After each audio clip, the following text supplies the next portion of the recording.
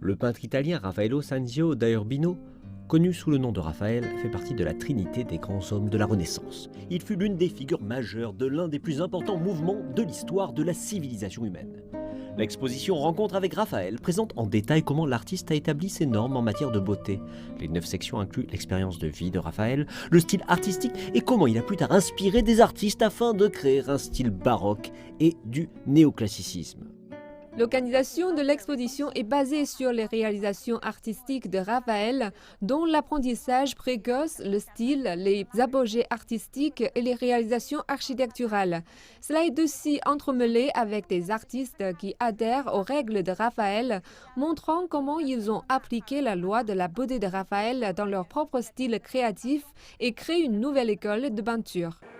Un hall multimédia est dédié à l'école d'Athènes, un classique de Raphaël. La fresque a attiré beaucoup l'attention depuis le jour où elle a été peinte. Elle présente un lieu qui n'a jamais existé, un symbole de l'école philosophique imaginée par Raphaël, tel un immense temple où il réunissait de nombreux artistes, philosophes et poètes italiens.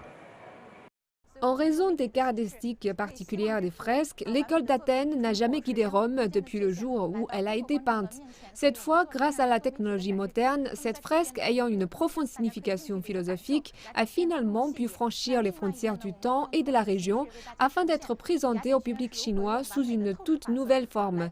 Une projection est utilisée pour montrer comment la peinture utilise la loi de la perspective pour disposer les personnages présents.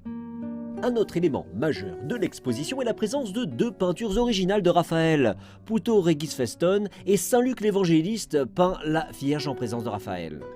2 œuvres créées au début du XVIe siècle quand le style de Raphaël a atteint une période relativement mature. Parmi elles, Puto Regis Feston a été certifiée officiellement authentique par les autorités italiennes à la fin de mars 2021. Puis elle est venue en Chine, peu après la certification, qui est d'une signification extraordinaire pour les échanges culturels entre la Chine et l'Italie. Nous voulons exprimer la relation entre l'individu et l'art et la beauté par le biais de cette exposition.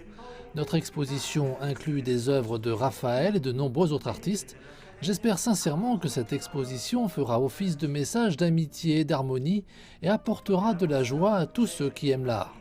L'exposition fait partie des événements qui commémorent le 500e anniversaire de la mort de Raphaël, est également un projet clé de l'année de la culture et du tourisme sino-italienne de 2022. L'exposition se prolonge jusqu'au 14 octobre.